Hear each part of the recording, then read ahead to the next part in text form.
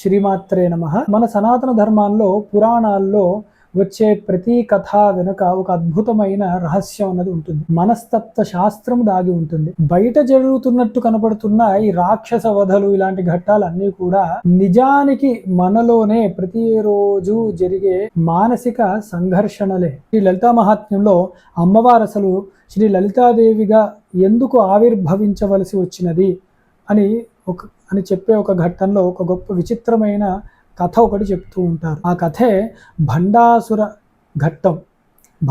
ఇది అందరికీ తెలిసినదే. ఒకానొక సమయంలో పరమశివుడు తపస్సు చేసుకుంటూ ఉంటే కాముడు అంటే మన్మథుడు పరమశివుడి యొక్క తపస్సుని భంగము చేద్దామని చెప్పి మన్మథ బాణాలను వేద్దామని నిశ్చయించుకోగా పరమశివుడు తన మూడో కంటిని తెరిచి మన్మధుడిని భస్మము చేశాడు. కథ అక్కడితో ఆగలేదు.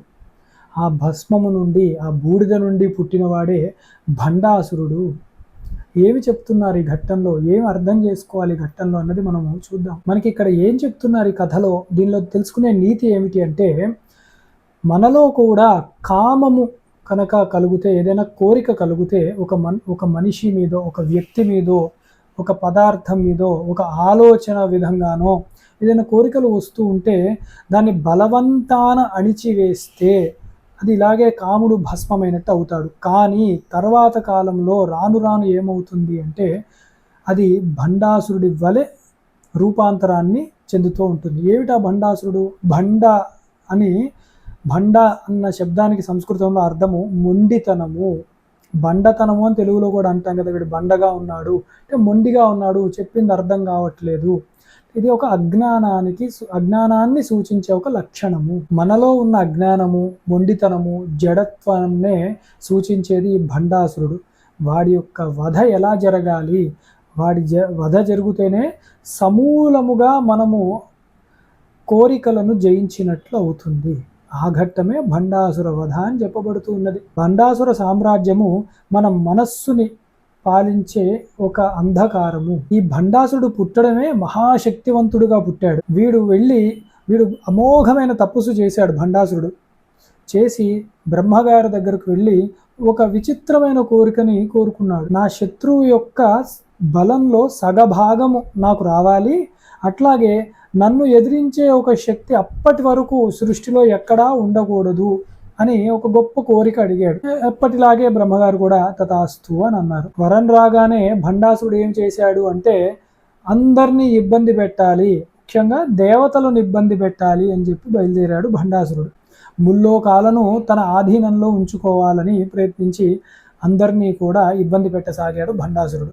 శూన్యకపురము అన్న ఒక నగరాన్ని నిర్మించుకుని దాన్నే రాజధానిగా పెట్టుకుని దానిలోనే వాడి రాజ్యాన్ని విస్తారం చేసుకొని ముల్లోకాలను కూడా శాసించడం మొదలుపెట్టాడు భండాసురుడు. అసలు ఈ శూన్యక నగరం అంటే ఏమిటి? మన మనస్సు ఎప్పుడైతే అజ్ఞానంలో పడిపోతూ ఉంటుందో దాన్నే శూన్యము అంటాము. ఎటు వెళ్ళాలో తెలియదు, దారి తోచదు, ఏ పని చేయాలన్నా కూడా ఉత్సాహం ఉండదు, సంతోషం ఉండదు, ఎవరితో మాట్లాడాలన్నా కూడా సంతోషం ఉండదు. లోపలంతా ఒక నిరాశ, ఒక శూన్యము ఆవహిస్తున్నట్లు మనకి. అదే శూన్యక పురవ సామ్రాజ్యము. మరి దేవతల పరిస్థితి ఏమిటి? భండాసురుడి యొక్క భయానికి దేవతలందరూ అన్ని దిక్కులా పారిపోయారు. ఎటు వెళ్ళాలో తెలియలేదు. వారి యొక్క శక్తులను కూడా సర్వము కోల్పోయి ఉన్నారు దేవతలు. ఎందుకు అంటే భండాసురుడి యొక్క వరాన్ని చూడాలి మనం. వాడితో ఎవరు యుద్ధం చేసినా వారి యొక్క శక్తి సగం లాగేసుకుంటాడు భండాసురుడు. అందున అప్పటి వరకు ఉన్నవారు ఎవరు కూడా భండాసురుడిని గెలవలేరు అని కూడా వరం తీసుకున్నాడు. కాబట్టి దేవతల యొక్క శక్తి హరించుకుపోయింది. దేవతలు అందుకే ఏ దిక్కు పడితే ఆ దిక్కు పారిపోయారు. ఇదే మనం అర్థం చేసుకోవాలి. మన జీవితాన్ని కూడా బాగా గమనిస్తే మన జీవితంలో ఎప్పుడైనా నెగిటివిటీ అన్నది కనుక సంభవిస్తే డిప్రెషన్ కింద మారుతూ ఉంటుంది. ఏమి చేయాలో అర్థం కాదు. మనలో ఉన్న డిప్రెషన్తో మనం ఎంత యుద్ధము చేసినా కూడా మనము ముందుకు వెళ్ళలేము. ఇంకా రోజు రోజుకి కూడా క్షీణించిపోతూ ఉంటాము. మనం ఎంత కోపాన్ని తెచ్చుకుంటే ఆ కోపం మనల్ని అంత బలహీనంగా తయారు చేస్తూ ఉంటుంది. కానీ సమస్య మటుకు తగ్గదు. శత్రువు మనకన్నా బలంగా ఉంటే బాహ్యంగా చేసే యుద్ధాలు ఎప్పటికీ పనికిరావు. అలాగే ఇక్కడ మరి దేవతలు కూడా ఏమి చేశారు? అని తెలుసుకోవాలి. దేవతలందరూ కూడా తమ యొక్క అహంకారాన్ని పక్కన పెట్టి తమ శక్తుల మీద నమ్మకాన్ని పూర్తిగా విడిచిపెట్టి శ్రీ మహావిష్ణువుని ప్రార్థించసాగారు.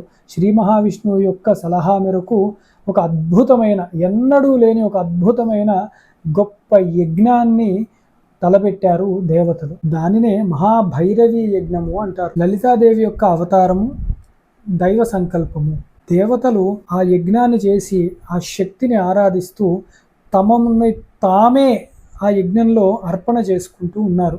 ఆ యజ్ఞంలో అమ్మ ఇంకా మా వల్ల కావటం లేదు, మాకు శక్తి లేదు తల్లి, ఈ శరీరము లోపల ఉన్న శక్తి, బుద్ధి, మనస్సు, ఈ సామర్థ్యము సరిపోవట్లేదు, జగన్మాత నీవే శక్తి స్వరూపిణివి, నీవు తప్ప మాకు ఏదీ వద్దు, ఈ శరీరాలు ఇప్పుడు ఇదివరకట్లా లేవు, అలా ఈ మనస్సుగా లేదు, బుద్ధిగా లేదు, ఏవి జ్ఞాపకంలోకి రావట్లేవు, అందుకని చెప్పి ఇవి వ్యర్థములు, అందుకని నీకు సమర్పిస్తున్నాము అంటే ఇదే సర్వదా శరణాగత భావన.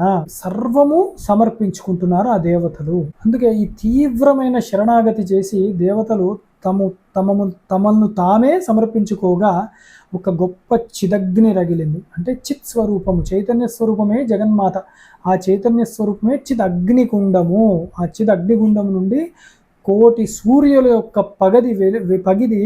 వెలుతురులతో, కోటి సూర్యుల యొక్క వెలుతురులతో జగన్మాత ఆవిర్భవిస్తూ ఉన్నది. ఎంత సుందరముగా ఉన్న మూర్తియో, సర్వాలంకారణ విభూషితురాలు అయి ఉన్నది ఆ జగన్మాత. ఆ జగన్మాతయే శ్రీ లలితా పరాభట్టారిక త్రిపుర సుందరి దేవత.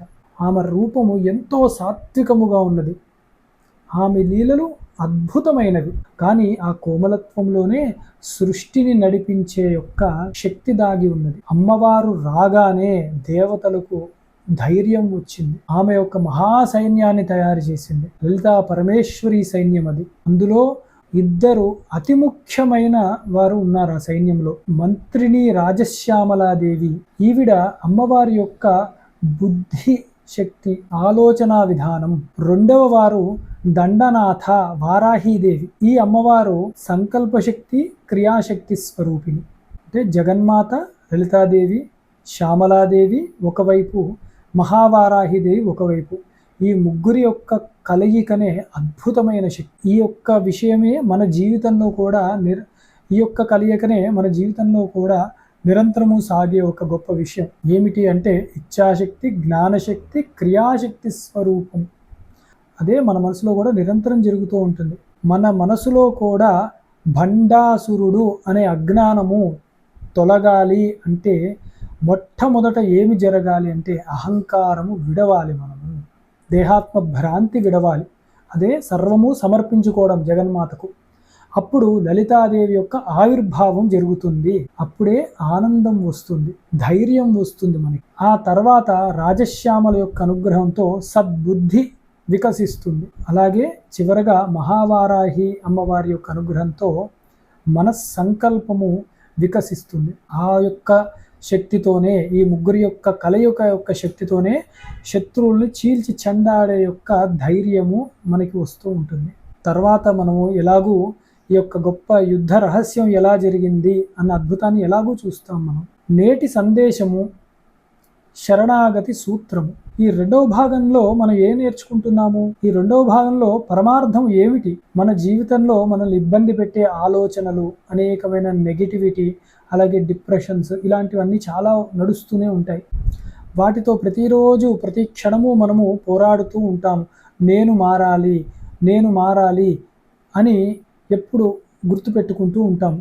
నిరంతరము నేను మారాలి అనుకుంటూనే మళ్ళీ పాత దారిలోనే వెళ్ళిపోతూ ఉంటాము. అయితే గుర్తుపెట్టుకోండి, మీరు సొంత బలంతో యుద్ధం చేస్తున్నారు. అక్కడ మీ శత్రువైన భండాసురుడు మీ బలాన్ని లాగేసుకుంటున్నాడు.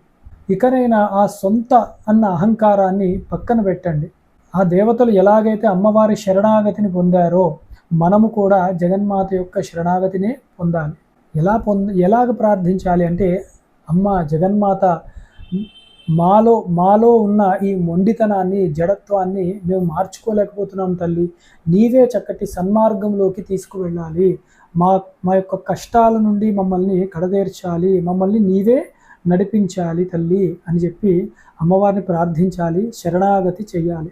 అప్పుడు లోపల చిదగ్ని రగులుతుంది. లలితాదేవి అవతరిస్తుంది. అప్పుడు లోపల చిదగ్ని రగులుతుంది, లలితాదేవి అవతరిస్తుంది. ఈ రాత్రి ఈ సాయం వేళ మీరు దీపం వెలిగించినప్పుడు దీపం దగ్గర అమ్మవారి ధ్యానము చేస్తూ భావన చేస్తూ మీలో ఉండే ఆ మొండితనము, అలాగే ఆ నెగిటివ్ ఆలోచనలు, డిప్రెషన్ భావనలు ఏవైనా ఉంటే అవి అమ్మవారికే సమర్పించి వీటి నుండి నన్ను రక్షించు తల్లి అని చెప్పి చక్కగా మనస్ఫూర్తిగా శరణాగతి పొందండి. శరణు వేడండి అమ్మవారిని. ఇంకా ఇవి నా వల్ల కాదు తల్లి, నేను వీటిల్ని నీ పాదపద్మముల యందు విడిచిపెట్టేస్తున్నాను, ఈ నెగిటివిటీని, ఈ దుఃఖాలను, భయాలను అని దృఢ నిశ్చయ సంకల్పాన్ని చేయండి. ఆ క్షణములో మీ భారమంతా కూడా ఆ జగన్మాతయే మోస్తుంది, ధరిస్తుంది. తర్వాతి భాగంలో అసలు ఆ చిదగ్నిగుండం అంటే ఏమిటి అని తెలుసుకుందాం. చిదగ్నిగుండ అగ్నిలో అమ్మవారు ఎలా ఉద్భవించింది అన్నది తెలుసుకుందాం. అలాగే మన హృదయాల్లో కూడా ఆ చిదగ్ని ఎలా రగుల్చుకోవాలి అన్నది తెలుసుకుందాం. అప్పటి వరకు చక్కగా అమ్మవారి యొక్క స్మరణలో గడుపుతూ శాంతి శాంతి శాంతి.